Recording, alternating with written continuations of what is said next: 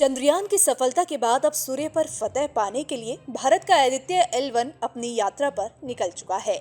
PSLV XL rocket से Aditya L1 अलग हो चुका है और अपनी यात्रा पर निकल गया है। यहाँ से इसकी 125 दिन की यात्रा शुरू हो चुकी है। यहाँ से ये धरती के चारों तरफ 16 दिनों तक 5 ऑर्बिट मैन्यूवर करके सीधे धरती की गुरुत्वाकर्षण वाले क्षेत्र यानी स्फीयर ऑफ इन्फ्लुएंस से बाहर जाएगा।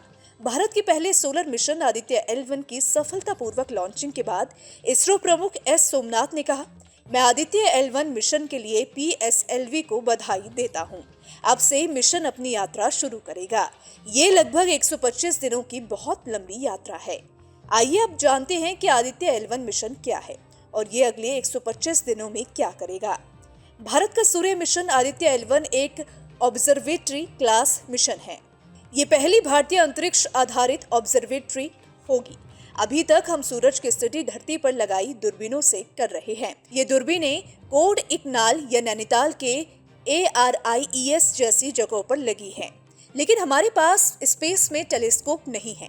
धरती की दूरबीन से हम सूरज की दिख रही सतह ही देख पाते हैं। सूरज का एटमॉस्फेयर नहीं दिखता, जो धरती के वातावरण से काफी अलग है। सूरज के आउटर एटमॉस्फेयर को कोरोना कहा जाता है। वो बेहद गर्म होता है। कोरोना गर्म क्यों होता है, इसकी पूरी जानकारी नहीं है। कोरोना को पूर्ण सूर्य ग्रहण के दौरान ही देखा जा सकता है। अब हम कोरोनोग्राफ जैसा एक टेलीस्कोप VELC इस मिशन के साथ भेज रहे हैं, जो कोरोना पर 24 घंटे निगाह रखेगा और ग्राउंड स्टेशन पर रोज 1440 फोटो भेजेगा। इसरो का PSLV C57 rocket Aditya L1 को धरती की निचली ऑर्बिट में पहुंचाएगा। फिर इस मिशन के ऑर्बिट को ज्यादा एलिप्टिकल बनाया जाएगा और फिर ऑन बोर्ड प्रोपल्शन के जरिए इसे L1 पॉइंट की ओर धकेला जाएगा।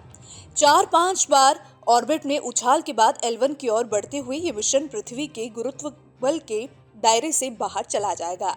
इसके बाद क्रूज फेज शुरू होगा और यान L1 के इर्द गिर्द बड़े हॉलो ऑर्बिट में पहुंचेगा।